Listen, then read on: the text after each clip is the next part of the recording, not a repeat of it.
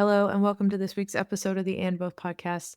This is another throwback to a previous episode recorded with Nicole Lenzen. She is a solo mom by choice, has had a really cool and creative career working from the corporate side of things to wedding dress designing and kind of a lot of things in between. She is the first guest that I had on who was a solo mom by choice. So I think that's a really cool perspective that doesn't necessarily have a space for a lot of people to hear about. And she is one of those people that didn't really know what she wanted to do in terms of a family, and then had a whole medical wake up and decided to go in a completely different direction in terms of level of stress and what she wanted to do. And so this is just a really interesting episode from that perspective, but it's also because her navigating the parental leave and all of that stuff was so wild without getting into so many specifics about it that she pivoted and began helping others navigate this transition. So, this is Nicole, and hope you enjoy it. Hello, and welcome to the And Both podcast. Here we are going to hear from moms and those in motherhood that are doing the thing that works for them. They are honoring themselves alongside the all-encompassing role and level of expectation that is modern motherhood.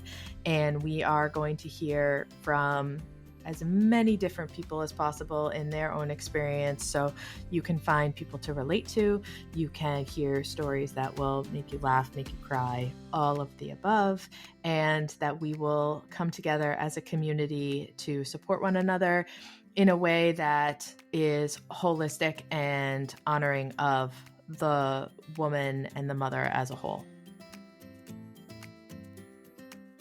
Welcome to another episode of the And Both podcast. My guest this week is Nicole Lenzen. She's a coach and consultant in the parental leave space, and she has a background that's very cool. She came from tech and fashion and marketing and all these different avenues, which do actually have a pretty solid through line that we talk about in the episode. She talks about navigating motherhood and the challenge of parental leave that led to the area that she works in now, and this idea of kind of going and going and going, which eventually led to some significant health consequences for her that I'll let her tell you about in the episode.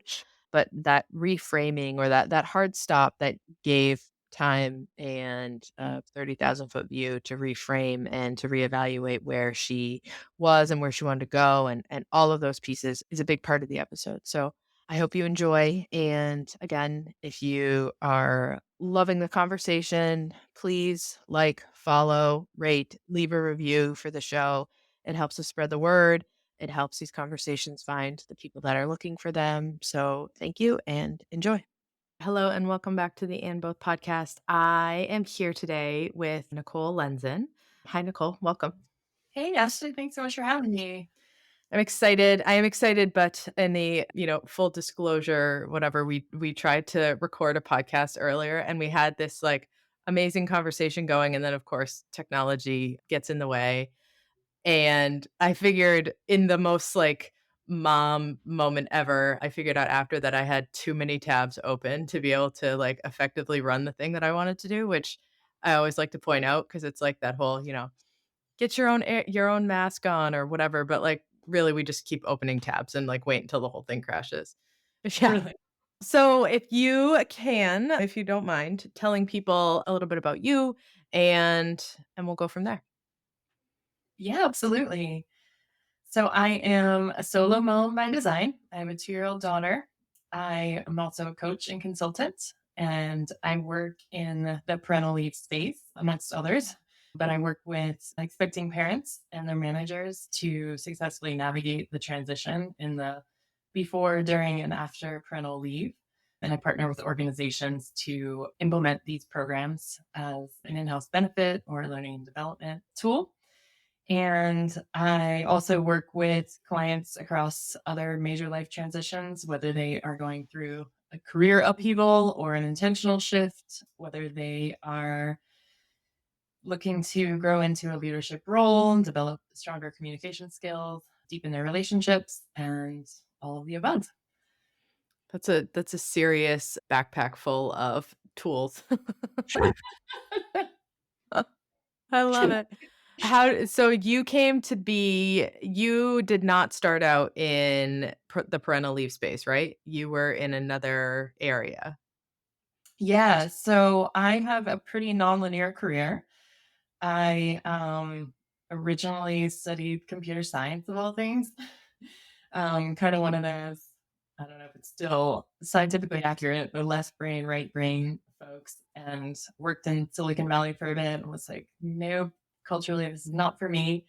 Went back to school, studied fashion design, couture, and became a custom couture wedding designer for non traditional brides. This is in San Francisco, which was really rewarding. Um, Similar to coaching in some ways, helping people through that major life transition. Worked with a lot of same gender clients, people who wanted to reclaim their grandmother's dress. So I was definitely not the let's emulate the gown type of business model. It was definitely much more like intimate, and there was like I said, alluding to the coaching, what's going on with folks at that time, deciding to commit to a partner, having all the family drama, the involvement, and then yeah, like I was in San Francisco, and then Mayor Gavin Newsom made legalized same-sex marriage well before the federal ruling, and it was an exciting time to be celebrating LGBTQIA partnerships. So that was great. Then I ended up moving to New York and started doing a lot of consulting work and kind of ended up bridging my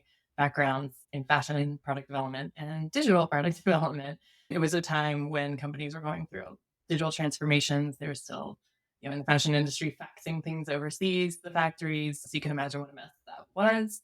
However, the executives kind of making decisions of what software to buy were not in touch at all with the end users. So I kind of found my niche for a while in terms of bringing human-centered design and user needs to the forefront, and then partnering with engineering to build solutions that actually made sense and then delivered business value at the end of the day. And worked in innovation for a while following that. Also got super. I had always been interested in sustainability, even when I was a bridal designer. But when you start working at a global scale, you realize the impact, the negative impact, social, environmental, organizational, etc. And so that was a period in my life when I really got into the kind of problem solving, the what if, the futures work to think about, how can we do this differently? And then I'll fast forward to a moment in life when I was just my workaholism was at its peak, and I was consulting, flying around the world, loving life, by the way, but working like a maniac, and ended up getting type 1 diabetes as an adult, which is typically a juvenile onset, but it's an autoimmune disease. And it was, to me, very clearly linked to chronic stress. Just Yeah. constantly being in this like heightened nervous system state. And that was a wake up call for me. And that led me to want to be a mom and pursue the solo journey during the pandemic. And then had a really terrible return to work post parental leave experience. And that ended up being another big perspective shift where I decided to pursue coaching and support folks in similar situations who just really did not have enough support. And yeah, so that's kind of the long, not even the long version, the windy version. Like to run through how I got to coaching. I love it. I always think it's so funny when people are like, "None of my things are related. Like, nothing in my career is related or nothing in my life is related." And I'm like, "Oh, it definitely is, for sure." Like, so you start out in this, like, really ambiguous kind of setting, right? Like, because tech is ambiguous. It's like keyboard magician kinda thing, right? There's, like, no human to human. And then everything you do after that is human-centered, but, like, like, this is a really not tricky, tricky's not the right word, but this is a really, like, soft time in your life where you're, like, kind of in that, like, malleable space. And you're like, "I'll help you. No Yeah. problem. I'll help you." And then but you sort of, like it's, like, the same thing in these different industries. So I think there's like a definite straight line.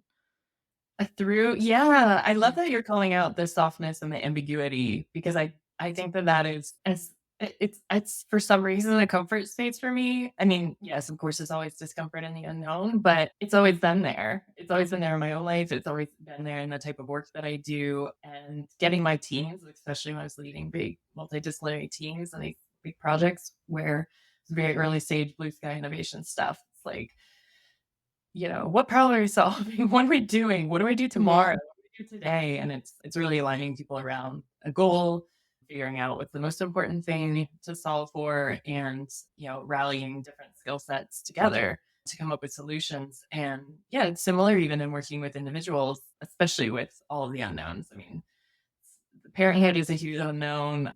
The economy is a huge unknown. Yeah. AI is a huge unknown, and nothing is really set in stone like it used to be. And it's like okay, two double-edged swords. Like great, we have all this quote unquote choice, but then nothing feels stable or solid under our feet. And so, what are some Yeah. skills and tools that we can internally build to feel more comfortable in these situations and in life and more grounded in who we are? I think that's amazing because it really is like when you think about like the beginning of legalizing, same-sex marriage, that's sort of like it's that is I think that's amazing. I think, like, that whole process and, like, you turn on the TV and you see people getting married and everyone is, like, so happy and in love, and you're like, "Oh my god, this is, like, the things that you wanna see in the world," right? Like, you want your kids to see people that love each other, and you want to experience that. And then there's all that junk, I'll say that because maybe this will be a PG podcast forever, is that all the junk of, like, the bakeries that wouldn't make cakes and, like, those pieces where it's just like, "Can we stop focusing? Can we stop giving airtime to people who are doing that? Instead, give the airtime and the recognition to people who are like, you're going through a thing and maybe, I mean, I don't know about, like, the culture of San Francisco, but, like, maybe even though you live in a really progressive city and, like, this is not a new thing, you're not the first person to marry someone of the same sex, but maybe your family's not supportive and, like, where does that come out, right? Like, everyone cries when they put on a wedding dress or try on a wedding dress, and, you there's big feelings around that because it's a big thing. And so you see people like in that moment, but there's also that layer of like they may not have the support that they need. And then working in the postpartum space is like people are you are incredibly vulnerable in that space, right? Like you need a job to live and you have a baby and everything is like a 12 out of 10 and people are like, well, you're just stuck with what you're at. So, There's so much packed into what you just said. I love that you use the word layer. It's actually the name of my newsletter, Layer by Layer, because I love it.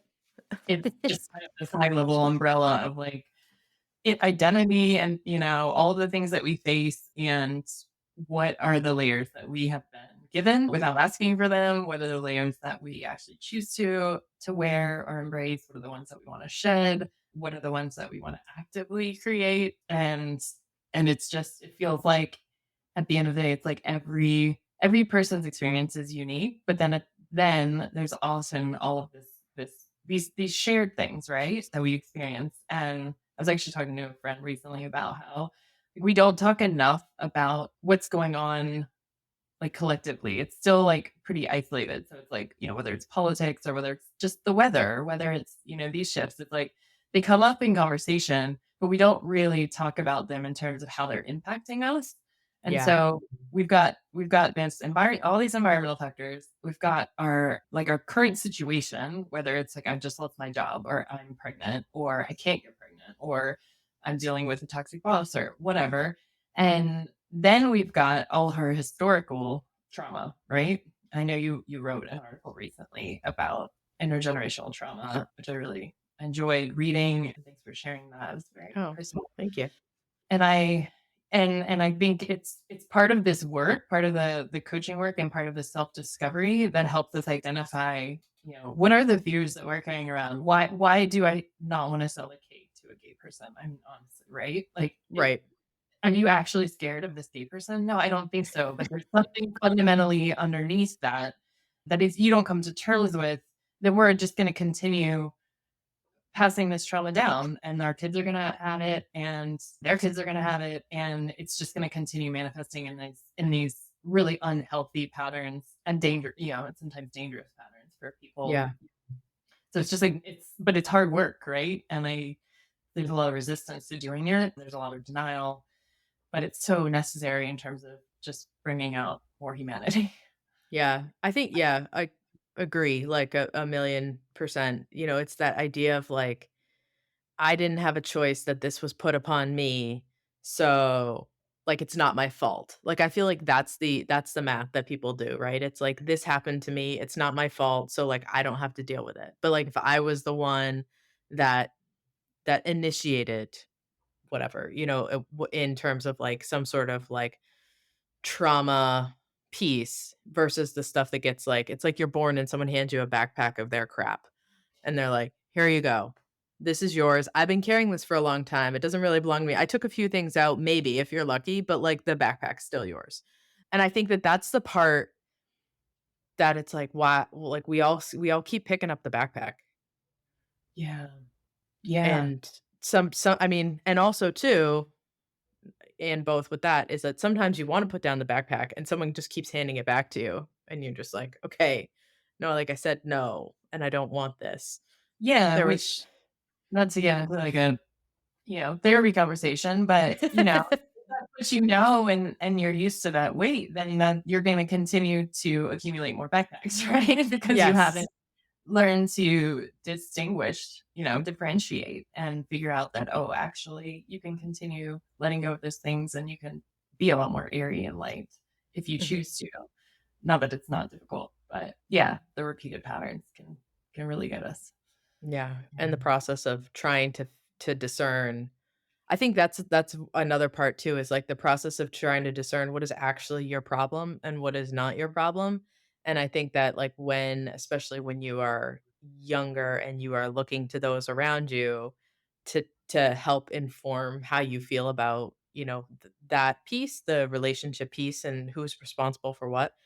I feel like that's a place where we could really make some serious shortcuts if the conversation around layers of relationships and what belongs where and what doesn't belong there, because I think a lot of times people just take it's the because I said so parenting, right? Right. It's like this Exactly. is your problem because I said so. Yeah. Which doesn't open up any avenue for understanding or communication or shift. And unfortunately, that's the power dynamic of a lot of companies and a lot of countries. Yeah. So we're exposed to it possibly from a very young age, and then it just continues to perpetuate. And that's all we know. And so, of course, it renders us feeling very incapable of, you Mhm. know, stepping into our own autonomy. And when you were going back from leave and you said you had a terrible experience, you ended up going back and then leaving, right? You went for a Yeah. little bit? Yeah, it was one of the situations where, like a lot of companies do, they, clap clap their hands, pat themselves on the back for having a paid parental leave policy, which is great. It is we do not have a federal mandated policy, and, although I do think in New York, actually, it is required for certain size companies, but at least to offer FMLA, but, I don't remember the policies. I mean, that's another problem. It's just all over the place. So Yeah. understanding policies is so tricky. But so it was thrown over the fence, and it's like, great, cool, you're gonna have a baby, awesome. And I was in a leadership position, and of course, did what I could to transition work when I was out. That actually seemed to be pretty effective. I mean, fortunately, because I had someone I could really trust and lean in when I was out. And then when I was on leave or about to return to actually the whole time, just the administrative nightmare of having to basically process it myself because like I said, we had no like benefits coordinator or anyone in HR who wanted to assume responsibility for this, no dedicated resources. I don't know anybody else who's had to go through this. It's an absolute nightmare. You're on the call MetLife for hours at a time trying to find the right person. You're getting mixed information. Is it short term disability? Is it this? Is it that?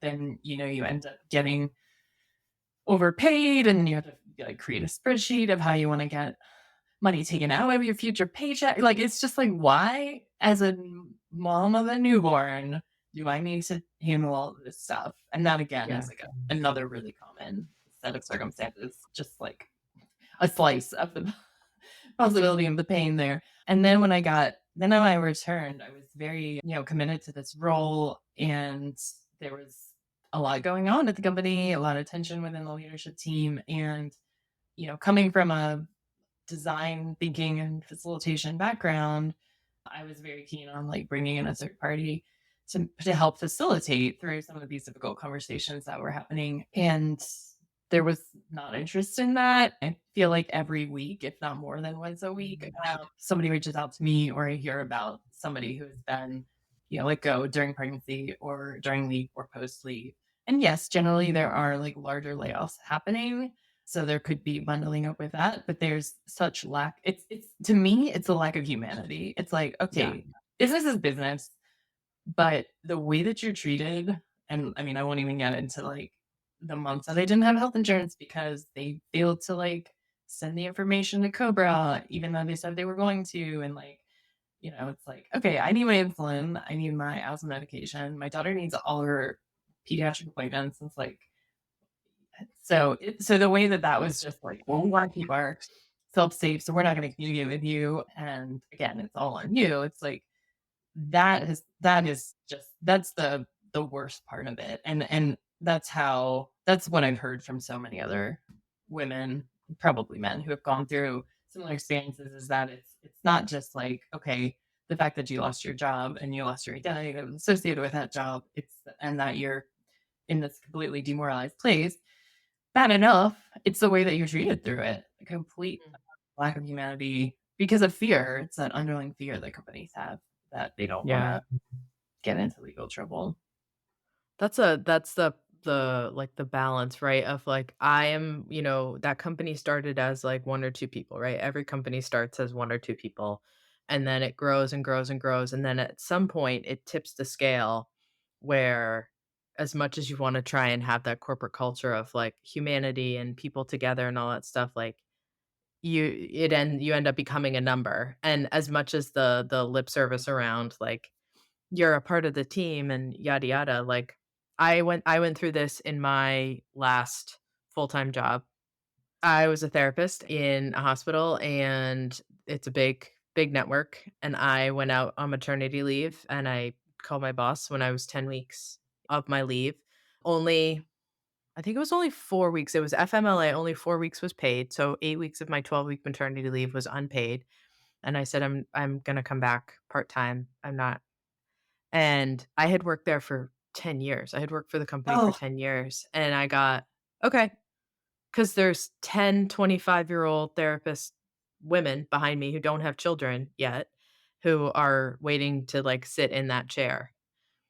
And that was kind of like that for me, was that light bulb moment of like, "Yeah, no, like, I'm not investing in something that I don't actually believe in ever again," because it's just you can't like, these were like, come in and have these in-services and teach people about this and all of the like, "We wanna have you as part of the team," but as soon as you're like, "I can't function in the way that it needs to be," they're like, "Mm, so that was it. yeah, yeah, that was it." Wow. Yeah, It's just ridiculous how inflexible and how held onto these like institutional norms that make zero sense companies are. And yeah, unfortunately, it's just far too common. yeah, and they have and I mean, like, it goes on and on, right? Like, we're all women, all the therapists are women.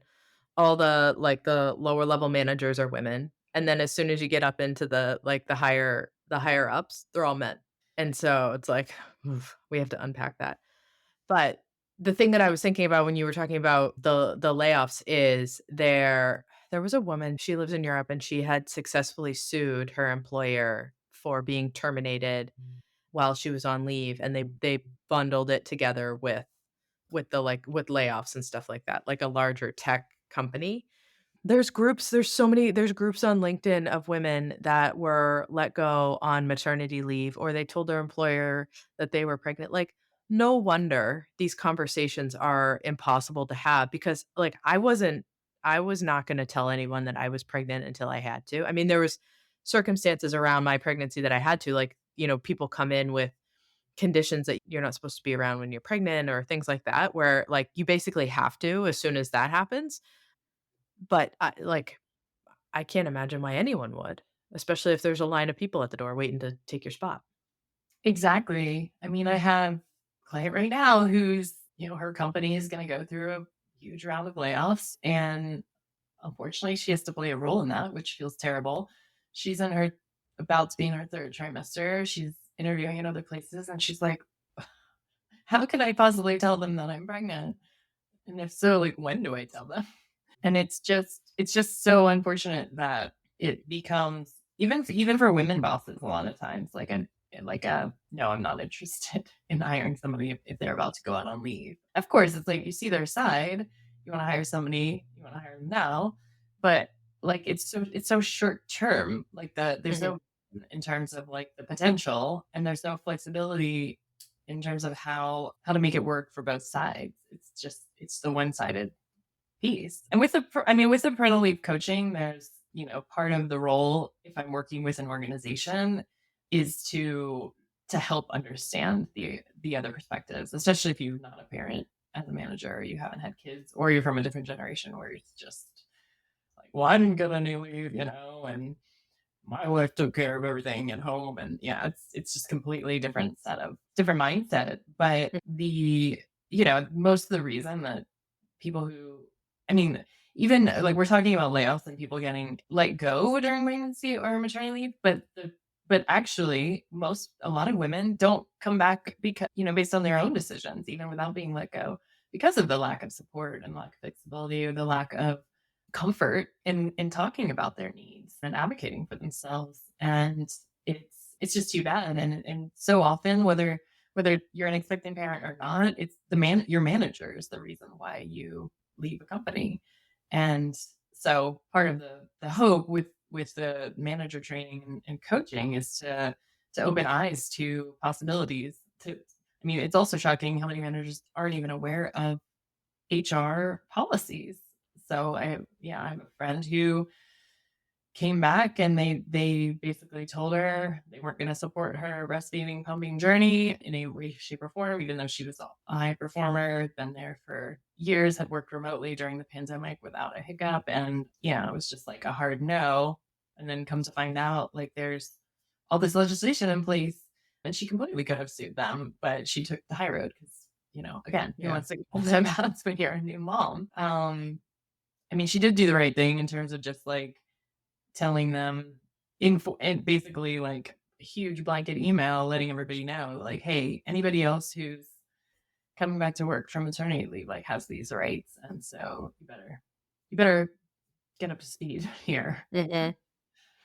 Yeah, it's just that there's so many stories of, like, people, like, breadcrumbing along for the next. However, it's like that lemmings off the cliff kind of thing, right? Is like, you're still like, you are those people are putting forth all of that information and stuff that needs to, but then who knows what the follow-up is on that end? Like, I mean, one would hope that, like, the company is like, "Oh, well, we really dodged a lawsuit there. Let's figure out how to not have this happen for next time." Or is the thought process or pattern, "Well, it worked out that we didn't have to do anything there, so can we just"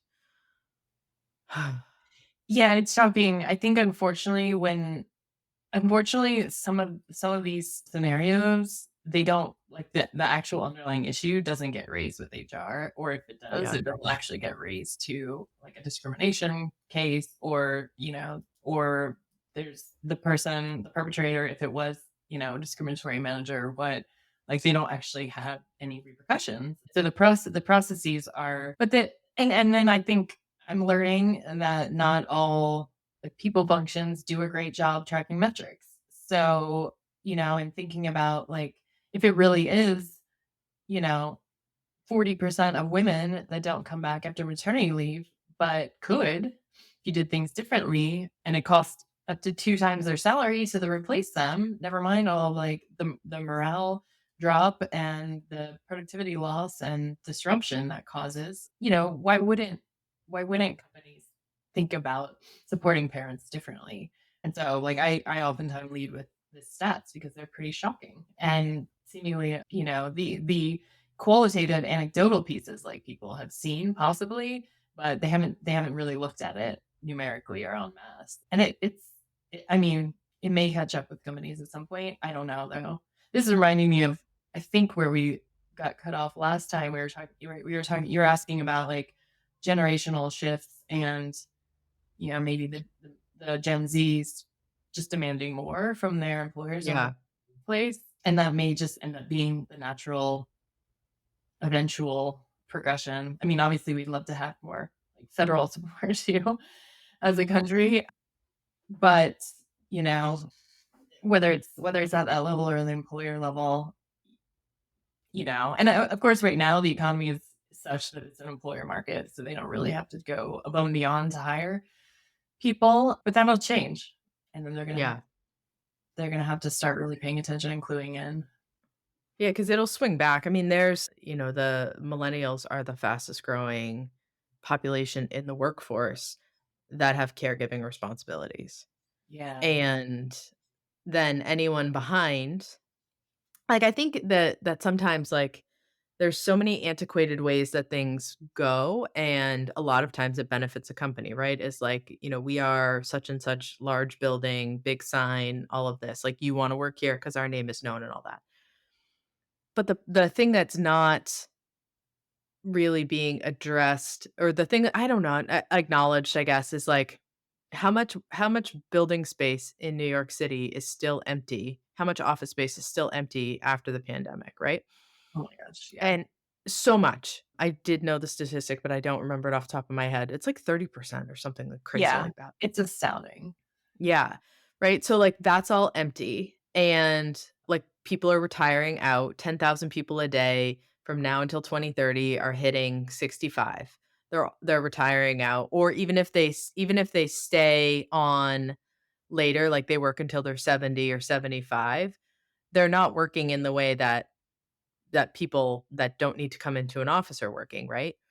And then you also have this generation, like the Gen Z generation, they don't want the gold watch after 40 years, right? Like, they wanna have a quality of life and, some sort of delineation between their work life and their home life, and they're gonna go work for a company that has that humanity piece, and that's what I love about what you're doing, is because people, like, have done that slave to the big building and the big name for so long, and it's just not the way that things really work anymore.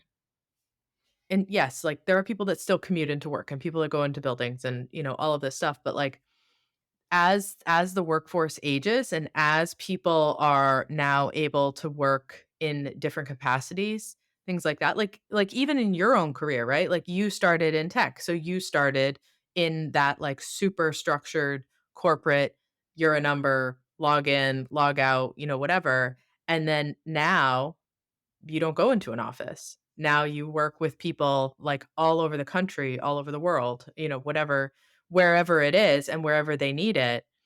Like, you're a great example of the old way not working, and this is the way of the future, and this is what people are looking for, and when those people retire and it swings back to an employee market, the people that are prepared to offer those benefits that their employees want are gonna be the ones that survive that. Yeah, I hope so. I hope you're right, and I feel it. I feel it, like, just hearing you talk about it. It's so powerful. And not that I'm opposed to, and just to say I'm not opposed to meeting a person. I actually think there's a lot of magic in that, but it's like Mhm. on what terms, right? It's like, okay, Right. let's do this with this intention and not because this is the rule and we want to have control over you.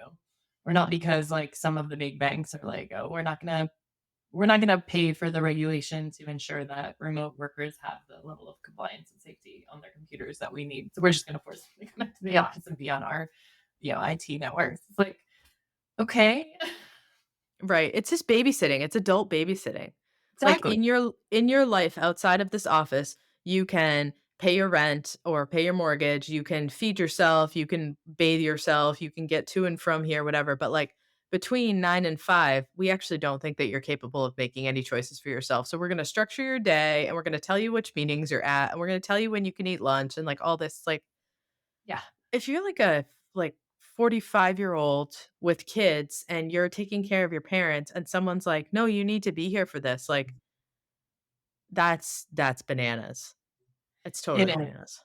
It totally is. I heard Emily Oster speak the other day, and she was just talking about how, I mean, it just like really hit home how like that traditional model doesn't work. And it basically means like if you are commuting into an office, working, typical hours, which are not short days, you and your kids go to bed after dinner, like you're not actually gonna see them, which is Mhm, insane. I mean, mhm, insane, except to maybe drop them off at daycare in the morning. If you have that's assuming that you have like a partner who's helping or an au pair or something. But I mean, to me, like as a mom, I just can't imagine that. My most magical time of the day, which inspires me to be a better worker and to be a better coach and to be a better everything, are the moments where I get to just completely check out and let go and be with my daughter and someone on her terms, not on my terms. mhm. And so you left, like, you don't live in New York anymore, right? You, like, got right out of that situation. We It was definitely a pretty hard decision. I had my daughter in New York, and as a solo mom, my parents came up to help after the birth, and then I was, planning on going back, started her in daycare really early on, and it felt, I mean, when you talk about like friction or humanity, it's like it just felt wrong. Some kids, like, I saw them dropped off at 3 months and they were just like, yay, super stoked.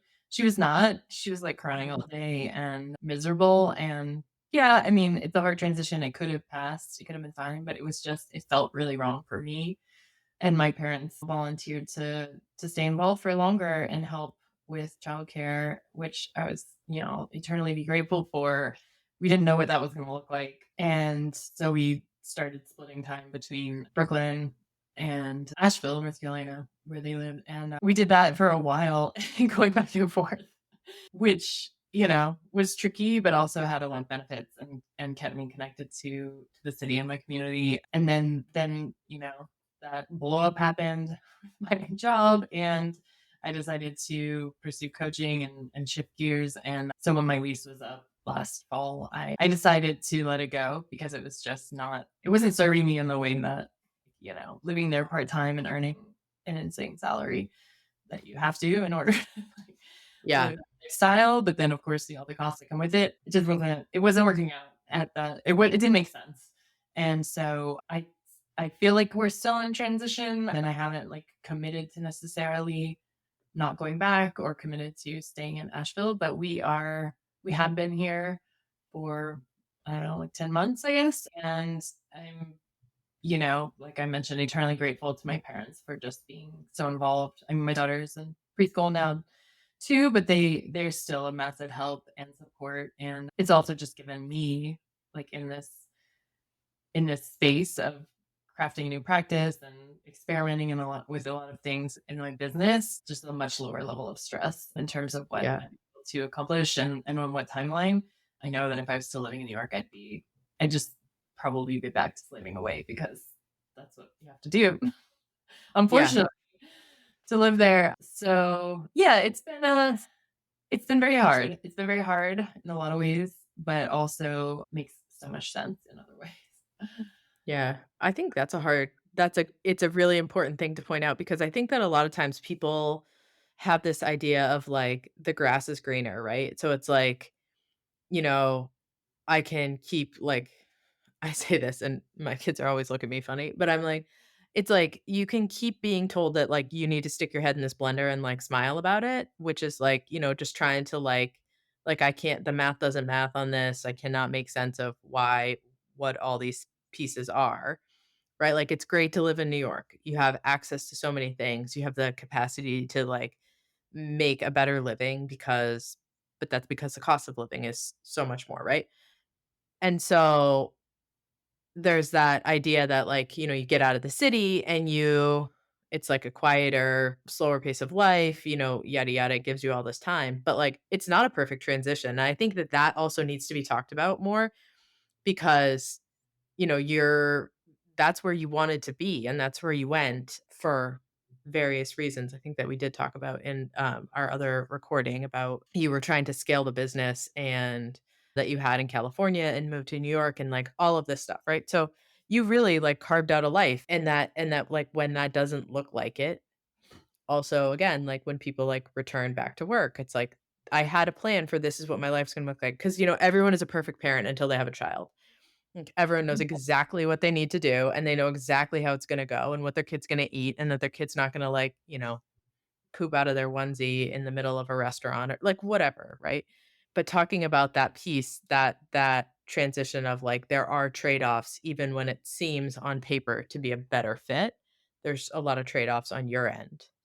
Yeah, and I think what's underneath a lot of this is just like the unfortunate lack of choice that people have in Yes. the country. I mean, it's like I pay $1,500 a month for health insurance, and that doesn't include, obviously copays, medication costs, all the things. And that's out of pocket. I mean, that's ridiculous, right? Mhm. And it's like you look at other not I'm not saying there's any perfect country or perfect model, but there are ones that make sense. I mean, in Japan, I think there's this initiative to just keep housing incredibly affordable so that you can live in a desirable neighborhood of the city and earn minimum wage there. I mean, that is unheard of basically Yeah. anywhere in the US, right? You think about so whether it's like housing costs, whether it's healthcare costs, whether it's childcare costs, whether it's community support, whether it's just like basic city infrastructure that creates more navigability, community, etc. And education costs, like everything, right? Everything is important as a family, as a parent, as a child, but also as a worker. And so I think there's like ultimately it's just disappointing that in this country the economic model and social model that we have is not to get too deep in the weeds there, it really does only benefit like the top percent, and that's how it's designed. But like things continue to get more expensive. It's not even possible to be I mean, it's almost impossible to live the life that you want to live and be a solo parent. You need two incomes. So even if you wanted to be like a stay at home parent for even for a short period of time, it's just not even economically feasible with everything else that we have. But then we don't have like you said, you're dismissed when you get back from work, or you don't have like the support to give you that freedom and flexibility. And so a lot of people, yeah, you end up making decisions that were not planned and may not necessarily be the best for you, but it's what you have to do. And that's just, I think, what a lot of people have come up against. I mean, a lot of people made realizations about their life during the pandemic and made decisions based on possibility, which is awesome, right? It's like seeing other sides, testing whether that grass is greener, and then evaluating whether it was coming back or staying away. But I think when it comes to becoming a parent and everything that's attached to that, it usually means like, okay, making some pretty significant sacrifices. And I'm totally fine with making sacrifices. I mean, that's part of it, right? But yeah, there's just like it impacts our well-being and our state of mind as parents when we have to give up like pretty much everything that we were before. Yeah, it's that no choice. Yeah, that Yeah. it's just a mess. So, how do people if a company is, like, in this space, like, do you are the people that reach out to you, is it more the company side, or is it more the individual who's like, "I'm going through this piece, can you help me?" Or is it a company I mean, I feel like I know the answer to this, but I mean, it's actually a pretty nascent offering, parental leave coaching. I went through the Center for Parental Leave Leadership. The founder of that has been working in this space for a really long time, but it's still a pretty unknown offering or benefit. And I mean, there's probably in the space there are a few players, but ultimately, like it's been more of an outbound as opposed to inbound process, and basically conveying the benefits and what happens if you don't offer these types of solutions to your employees and their managers. And so it's a combination. I mean, in terms of like the mix, I think working with expecting parents and parents one on one is incredibly rewarding and helping them really hone in on what's important to them, how to process this transition, this identity shift, and all of just like the logistical pieces that need to be in place. And a lot of times there's a lot of like deep work and exploration for potentially your future. Kind of back to what we were talking about a minute ago. The With the companies, a lot of times, like I mentioned, it's very like the full package is successful and that the manager is understanding the side of the employee and the employee is understanding the side of business. And so you're basically able to bridge that gap and also just build skills when it comes to like, leadership, communication, collaboration. Like, how can you successfully transition your work to your team and have them not resent you? How can you establish a communication that's healthy for you? Like, how much do you want to divulge? How much do you want people to ask questions? What's the right balance? 'Cause so often people are like, I everything's off limits. I'm not going to even talk to that person or acknowledge that they have babies. Like, well, that's probably the last thing I want. Or, very clueless. And so what's the middle ground and what's appropriate for the person? And that's I think why this type of work is like there is no one size fits all. There are specific tools and resources that support the parental leave transition, but then ultimately to make it successful, it's understanding meeting people where they are and also like building in the adaptability and flexibility of what back to our conversation earlier about the unknown, preparing for that. So it's a mixed bag. I'm starting to build some thought leadership in the space, partnering with a lot of folks in like tangential or similar spaces, creating more awareness for the employers themselves. If anybody's listening who leads an ERG, a parents ERG, feel free to reach out. That's another avenue I'm very interested in pursuing. And the model can really be flexible depending on the company or the individual. So it can be, it's more successful if you're thinking about you start early, like 3 months before you're going on leave so that you can get all your ducks in a row, some postpartum support, and then that major shift of return to work. So comprehensive across those phases. But, even a workshop is better than nothing. So, Yeah. figuring out what's appropriate, what's cost effective, and what's feasible, and just taking it from there.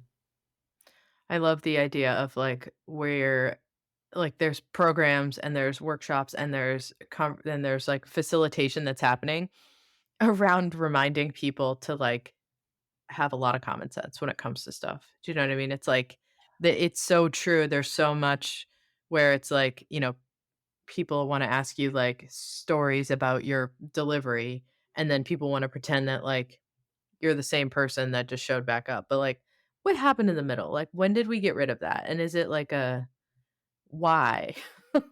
Yeah. Yeah. It's such an there's so much richness to discover in that space. You could probably do Yeah. podcasts, bring on some more guests and really dig in there. But I mean, I think the hypothesis is that there with certain people, there's just like a level of cluelessness and inexperience. With others, there's probably like a real lack of empathy, unfortunately, Mhm. which translates not just to working parents, but to, anybody who doesn't fall into the bucket that they sort of identify with. I think with some folks, it's just like business as usual and it's not personal.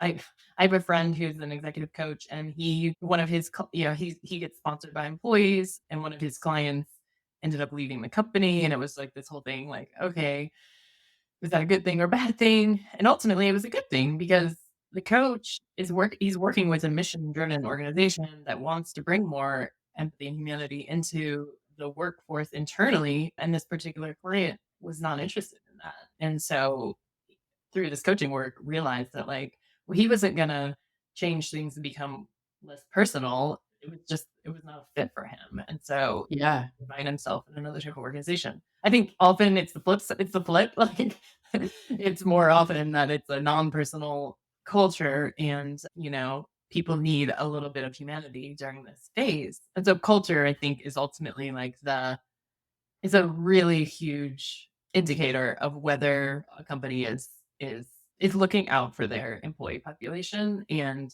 cares about, how people interact, their loyalty to the business. Like, how are they going to talk about this company out? And, I mean, I think companies also just forget that there's Glassdoor, there's Facebook, there's forums. It's just like Right. your reputation is at stake. And yeah, I was listening to a panel discussion the other day, and someone was saying, like, well, what about these employers that just say, oh, we don't have enough people in our population, our worker population to create a benefit around this, or it doesn't really matter. And this woman was like, my husband, like however many years ago, probably 15, 20 years ago, did not get parental leave. And like he still harbors resentment towards that company. And so it's not like it just goes away. It's not like, oh, we're just gonna ignore, you know, this subset of our workers and everything's gonna be fine. It's like, and then they don't realize that like if you do go above and beyond, even just a tiny bit, it's just like, Yeah. yeah, okay, let's offer, like, we expect our employee to travel. So why wouldn't we use something like milk sort or pump sweating to like ship the breast milk and make this just facilitate that small process for this parent? That person's gonna evangelize the company. I mean, they're gonna talk so strongly about their employer and the culture. And that is like back to our conversation about like the younger population, the younger generations, like really wanting to find cultures that align with their values and their needs, like that is gonna hopefully be transformative. Anyway, Yeah, that's what's gonna get you to the next. Hey, ramble on. This is your space. This is our time together. You do you. Yeah, no, I think like that's the point, right? It's like you don't have to read about a business in the newspaper anymore. Like you see it online. There's people that there's every type of movement, right? Like quiet quitting and all of that stuff that happens. Like if someone is unhappy, their phone is sitting on their desk yeah, and there's ways to put it out there not so anonymously and there's ways to put it out there anonymously, but no matter what, like it's funny because when you're an employee and you have it comes up for like performance review and stuff like that, like that's the like one time of year where it's formal and someone like tells you all of this stuff, right? I got thoughts on that, but that's a whole other thing. But it's like as a company, you're performance review every day. right. And so why would you not want to set it up so that when someone's like, these people did not like this thing didn't work out, yada yada, then you have another person who's sitting 2 desks over who's like, yeah, but remember when you were traveling and you got stuck and they like had this whole thing set up so that you didn't lose all that milk and blah blah blah. Like that's the stuff that will stay front of mind. If you make people's lives easier in a way that matters the most to them, you're gonna get more wiggle room to say, "Yeah, no, we need you to work on this day," or. Exactly. Yeah. So much so. Yeah, it's like those are the life experiences, the lived Mhm. experiences that stay with you. Exactly. Alright, well, tell everybody where they can find you. Yes, absolutely. So my website is nicolelenzen.com, NICOLELENZEN. And if you're interested in learning more about coaching, different capacities, feel free to explore. You can book a free consult with me just to get to know, see if there's a mutual fit, learn more about what the offerings are. I also have my newsletter called Layer by Layer on Substack. You can just get there, blog.nicolelenzen.com to the shortcut. And I'm on Instagram, sort of. Nicole Lenzen Coaching, all one word. Nice. Yes, that's me. Perfect. Well, thank you so much for coming on, and it's like one more soldier for, like, people being people and treating other people like people and showing people how to treat other people like people. It's just yeah, thank you for being a human in a human removal-ish world. Not the AI thing, but just like human to human. So, thank you. Oh, absolutely. I really enjoyed our conversation and hope to have more because there's so much Yes. more. So much more, yes. Well, you have to come back because I have ideas. Yay. All right. We'll stay in touch. Thank you, All right. Ashley, for everything you do.